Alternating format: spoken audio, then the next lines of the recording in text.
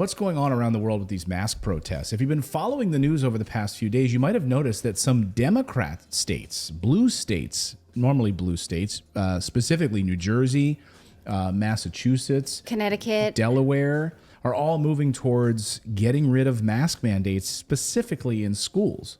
And this is surprising because we've seen that Republican states were the first to roll back COVID restrictions and then had to put some on again, although many of them just didn't. So a lot of them don't have to roll back restrictions that they never put in place, right? But the sort of thinking around it was that the Democratic states were going to stay as conservative as long as possible because Democrats like COVID rules, right? I mean, it's kind of hard to say why. Yeah. Democrats just are okay with putting restrictions on small businesses and personal liberty, it seems like, more than Republicans. I don't like the way that came out of my mouth, but that does seem sort of the dividing line, is that Democrats want to stick with restrictions for as long as possible until there's zero COVID. That's an extreme way, but we just don't expect this sort of gradual rollback, at least not now. But it does seem like the pandemic is loosening its grip on the economy and on social systems put in place, such as education. Well, and it's interesting because we actually saw, like in Italy, here's, talk about protesting, like these vaccine passports and mask mandates and everything. This was in Turin, Italy. This is absolutely epic, as this person writes on Twitter. Citizens dining together in the streets to resist against vaccine passports. I was not able to authenticate this tweet. I looked all over for it. It was one that I saw this morning and shared around a lot, but I'm not 100% sure that this absolutely did happen. So if anybody has anything about it, let me know. If this is true, it is definitely the most Italian way to throw Right. a protest, is a big open table of food. But it is interesting right now. Remember that Italy has a fairly high vaccination rate at about 85% and over. But also what is telling, whether it's true or not, is to read the reactions to this online, because some people have lasting fear about people without masks. And those people are the type that might even put in the chat, like, all those people are going to die. One person even posted a GIF from The Sixth Sense saying, "I see dead people." Like, everyone is afraid. Well, clearly not everyone, because a lot of people are protesting, but a lot of people that's a minority. are going to have to tamper their fears of being without masks. And I think maybe that is one reason that governments are slow to make this decision, when the science is starting to show that the virility of the Omicron virus is low. Yeah. So, well, and then we have this in Chicago this morning. Chicago area school districts, schools are staging a walkout after the principal tells them to mask up or they have to leave. So here's the kids leaving. They're like, okay, fine. We're not wearing masks. We're done. We're done. We're leaving. We're walking out. So this is in Chicago. So the state has rolled back mask mandates, but this municipality, this school district, has put them back in place. And now the parents are protesting, and the children protested as well. The school district gave them 3 options. You can either mask up and go to class. You cannot wear a mask and sit in the gym and do your work there, like study hall, or you can leave.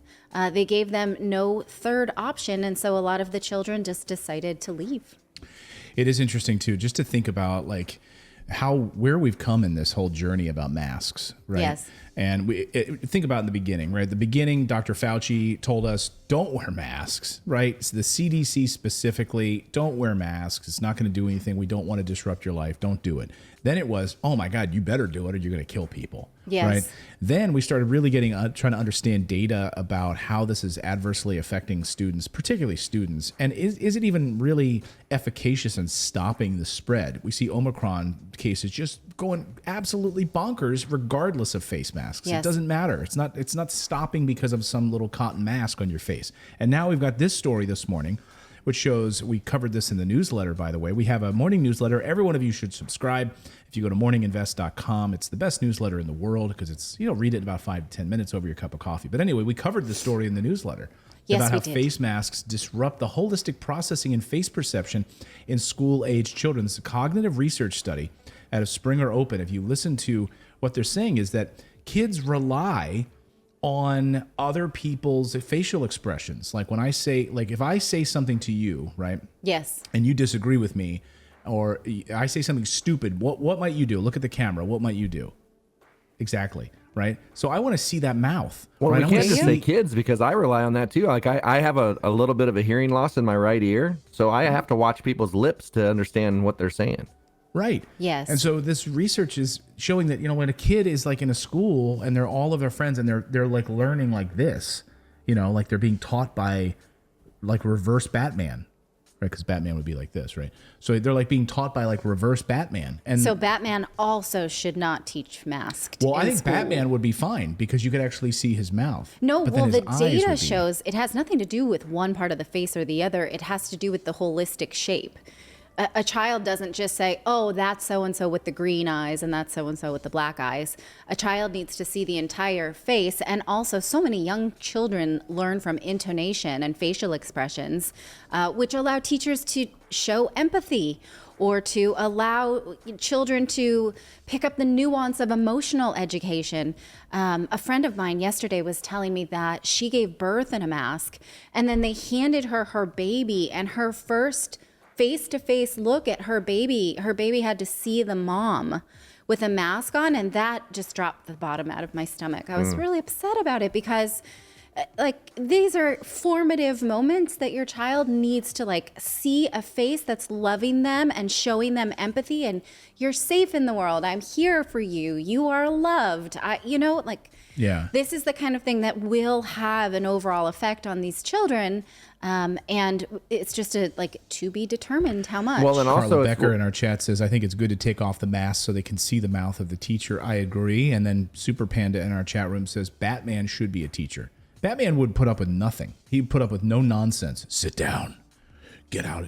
Like Batman as a teacher. I suppose. Yeah. You would love Batman as a teacher of our kids. guess. Our kids would be like, yes, Batman. Batman would make you do your chores. Exactly. I would love that. David, you were going to say, sorry. Yeah, I was just gonna say, it's like, and this is, we talk about this all the time about people planting flags on the side of information, and then it's like once new information comes out, they don't want to hear it, and they still believe that what they're doing is right, and I understand because there was a lot of fear put behind this pandemic. Right. And so masks felt like that was a way that we were doing our part. But now that that's fallen apart, there's still people that just can't handle that new information, and they are not going to stop wearing masks regardless. Is it irregardless or regardless of how much information? Don't you dare use that word. But I think we need to have empathy for those kind of people, because I feel like I went lock, stock, and barrel with the okay, if you don't wear a mask, you're selfish. If you, don't want everything closed down, you're selfish. If you don't listen to authorities, you're selfish. You're just like a crazy anti-Trumper. And it took me a long time to sort of break the paradigm that the media wanted me to say. And even still, it's sort of, when you see scientific research that's showing that masks don't necessarily stop the spread of COVID and that vaccination does not at all, it feels sort of traitorous to click on that. Well, here and then I we mean, have I this feel- part of it too. Like this, we have to add this into the mix, David, which is California's indoor mask mandate will end next week if you're vaccinated. But here, like for instance, what about people that are recovered?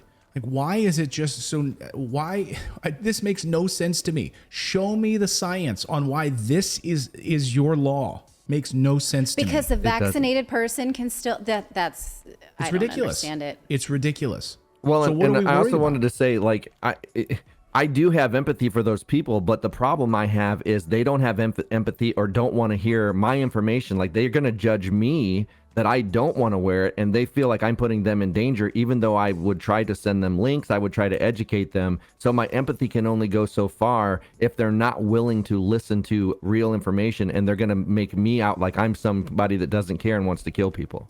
Right. It can be very scary to think that, oh, I was wrong all along, and then I'm going to have to listen to you show me some data. But I've been more comfortable thinking that you are just an anti-masker or an idiot or a Trumper. Like, those are comfortable things for me. I don't think that about you, but you know what I mean. This I know what you mean. Subset of people. That's more comfortable than to actually say, oh, this wasn't necessarily the truth. I can live my life differently now. Like, oh, we've been lied to. Oh, you mean the government's been lying to us? Explain that, Natalie. Like you were all in at first, but how did it feel when you finally had to admit, like, I think I've been thinking wrong? Like, it hurts. It's hard.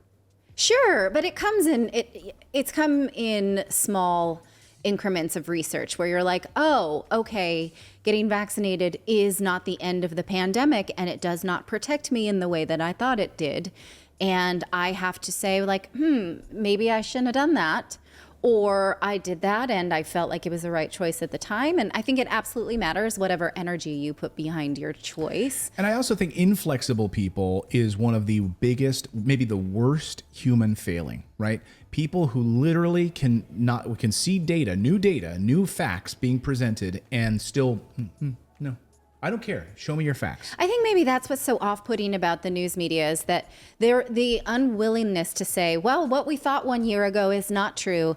Let's now do our reporting based on current, or acceptable. they quietly hide it. Did you see the story yesterday? I know this is a little off topic, but the whole Deflategate story.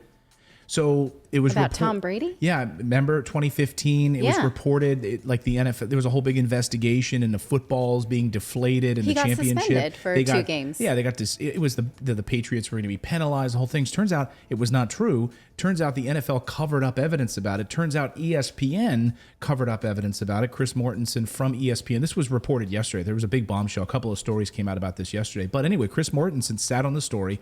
Was holding fast to this fake source. Turns out this source was actually was inside the NFL. It was total garbage source.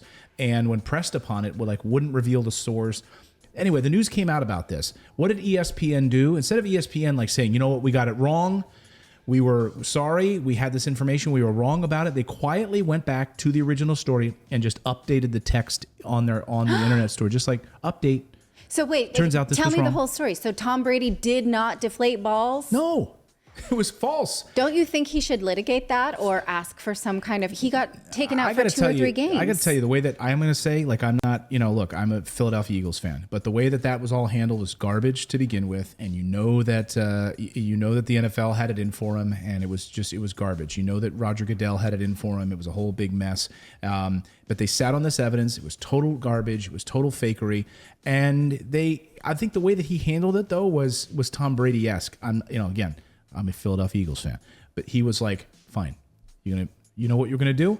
You're going to throw this crap at me? How about this? I'll just win the Super Bowl this year, which is what he did. It's like, and he went and sat on the beach with Giselle in a thong. Right, exactly. He's like, all right, I'm going to take a few weeks off. You're going to penalize me? I'm going to go to the beach with my beautiful wife, who is a supermodel, and then I'm going to come back and then I'm going to win the Super Bowl. I think he also wore a thong. That's like the ultimate FU. I mean, to me, I don't know. I love the way that was handled in that way. So. I want to say that. I want to preface this. That's my criticism on the media, right? But then Instead of coming out, ESPN didn't come out and say anything about it. They go to their website and update the freaking story. Who's going to go back to a 2015 article and read the update? No one. But they don't he notify was him. Suspended by an investigation so the NFL's investigation was also bogus? Yeah. It turns out the whole thing was bogus. It was all over the news yesterday. So they owe him an apology, and they owe him pay for those 3 games. Yeah. I absolutely would ask for it if I were him. Okay. Anyway, this is how the media lies. David, sorry, keep interrupting. No, it's okay. I was just going to say, before I say this, I'm not a doctor. We're not doctors here. This is, you go talk to your own doctor. But the thing that's happened to the adults and stuff, I can kind of understand, we can make decisions. But now that this is being perpetuated on our children and potentially even up to 6 months old, this is where I become militant, because there's more data against doing it than there is for doing it. And it's like, that's where I have a problem with people really drawing that line in the sand, because now it's like the children that have no choice whatsoever on any of this, with the masks, with the vax, with everything, they have no choice but to depend on us. And we're listening to bad data.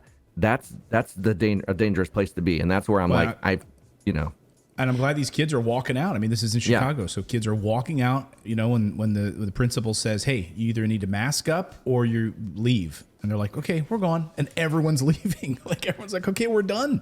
Okay, but kids will take any reason to walk out. That's true. So let's not put too much stuff. Right. Anytime there was an opportunity to protest, like in school, you're like, "Yeah, that means we're gonna get out of school." I get it. No I'm following everybody. Why are we leaving?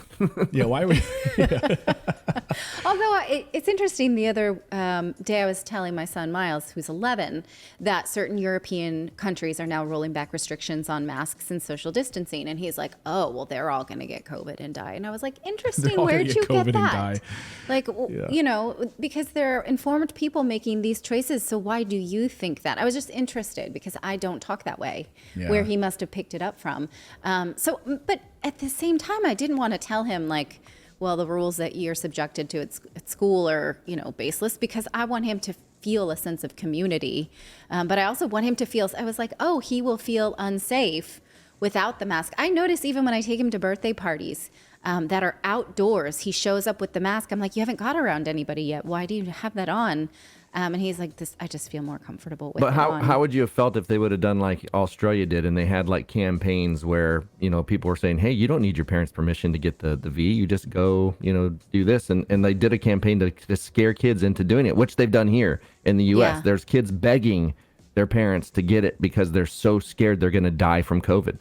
Yeah, not good. No, no That's- bueno. No bueno. If you like this content, be sure to subscribe to the channel. Also, we have a membership program. For the price of a cup of coffee once a month, you can support independent journalism just by going to morninginvest.com/join. You get access to exclusive videos, plus the ability to join and chat with us live. We really appreciate your subscription, and you are supporting independent journalism.